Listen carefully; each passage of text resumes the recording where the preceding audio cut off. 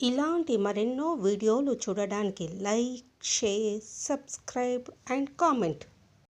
ఈరోజు ఈ వీడియోలో 2026 సంవత్సరంలో పాల్గొన మాసము బహుళపక్షంలో వచ్చే పాపమోచని ఏకాదశి ప్రారంభము మరియు ముగింపు తేదీలు, ఉపవాస విరమణ ఏ తేదీన ఏ సమయానికి చేయాలి, వ్రత కథ గురించి తెలుసుకుందాము.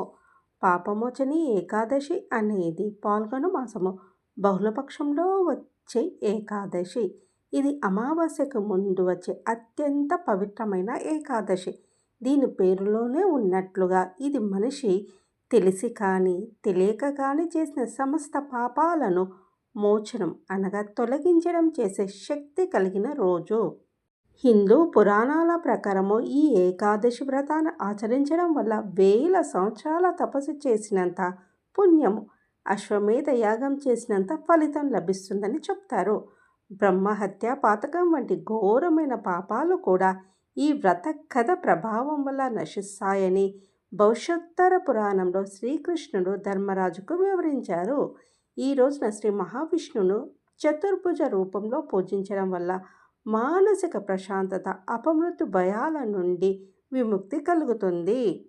ఈ ఏకాదశి రోజున మనసును, శరీరాన్ని శుద్ధి చేసుకొని కొత్త సంకల్పంతో ముందుకు వెళ్ళడానికి ఈ పాపమోచన ప్రక్రియ దోహదపడుతుంది.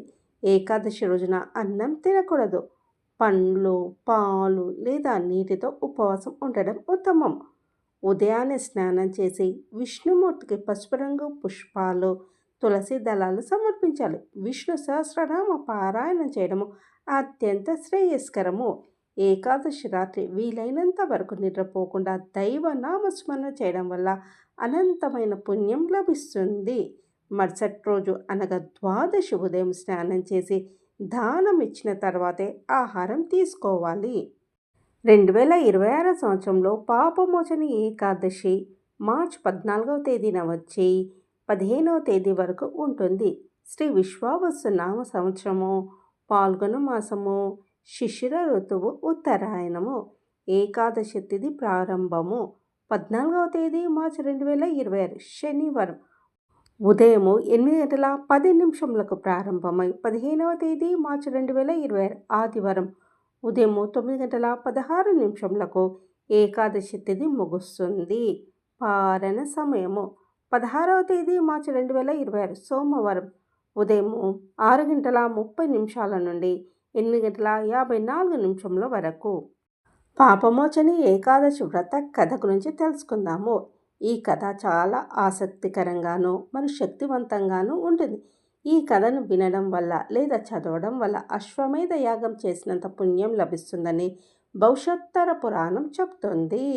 పూర్వము చైత్రరథం అనే అందమైన వనంలో మేధావి అనే ముని కఠినమైన తపస్సు చేసుకుంటూ ఉండేవాడు. ఆయన తపస్సును భంగం చేయడానికి ఇంద్రుడు మంజుఘోష అనే అప్సరసను పంపాడు. ఆమె తన సౌందర్యంతో, గానంతో మేధావి మునిని ముగ్ధుణ్ణి చేసింది. దీనివల్ల ఆయన తన తపస్సును మర్చిపోయి ఆమెతోనే అనేక సంవత్సరాలు గడిపాడు. చాలా కాలం గడిచిన తర్వాత మేధావి మునికి తన పొరపాటు తెలిసింది.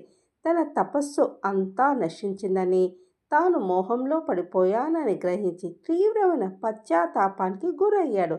తన తపస్సును భంగం చేసినందుకు మంజుఘోషను పిశాచివి కమ్మని శపించాడు.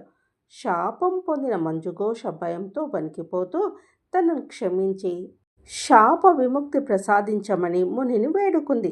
అప్పుడు మేధావి ముని కరుణించి ఇలా చెప్పాడు: పాల్గొన మాసము బహుళపక్షంలో వచ్చే పాపమోచని ఏకాదశి అత్యంత శక్తివంతమైనది. ఆ రోజున ఉపవాసం ఉండి భక్తితో శ్రీ మహావిష్ణువును పూజిస్తే నీ శాపం తొలగిపోతుంది.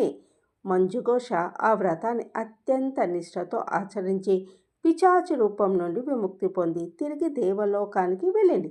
మేధావి ముని కూడా తన తండ్రి అయిన శవన మహర్షి సూచన మేరకు ఈ వ్రతాన్ని ఆచరించి తాను చేసిన పొరపాటు నుండి విముక్తి పొంది తిరిగి తన తపశ్శక్తిని సంపాదించుకున్నాడు.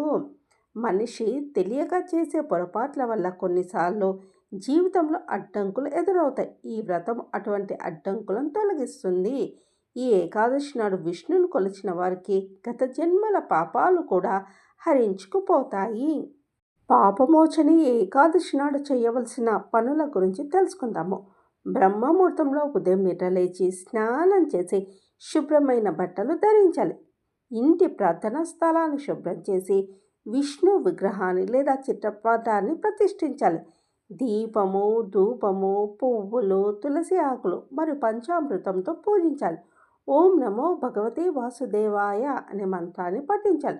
రోజంతా ఫలాలు లేని లేదా నీరు లేని ఉపవాసం ఆచరించాలి. రాత్రి సమయంలో భజన కీర్తనలో పాల్గొని విష్ణు సహస్రనామం పఠించాలి. ద్వాదశి రోజున బ్రాహ్మణుడికి లేదా పేదవారికి ఆహారం ఇవ్వడం ద్వారా ఉపవాసాన్ని విరమించాలి. పాపమోచని ఏకాదశి రోజు భక్తులు కొన్ని ప్రత్యేక ఆచారాలను పాటిస్తారు. నువ్వులు, బెల్లం, ధాన్యము, బట్టలు వంటి వస్తువులను దానం చేయడం శుభప్రదంగా భావిస్తారు. తులసి చెట్టుకు నీరు పోసి దీపం వెలిగించడము పవిత్రంగా భావిస్తారు. సాయంత్రము పీపుల్ చెట్టు కింద ఆవ నూనెతో దీపం వెలిగిస్తే పితృదోషాలు తొలగిపోతాయని నమ్మకం. విష్ణు సహస్రనామం పఠించడము మనసుకు శాంతిని కలిగిస్తుందని భక్తులు విశ్వసిస్తారు. భక్తి, నియమము, ప్రార్థనలతో ఈ వ్రతాన్ని ఆచరిస్తే జీవితంలో శుభ ఫలితాలు, మానసిక ప్రశాంతత కలుగుతాయని విశ్వాసము.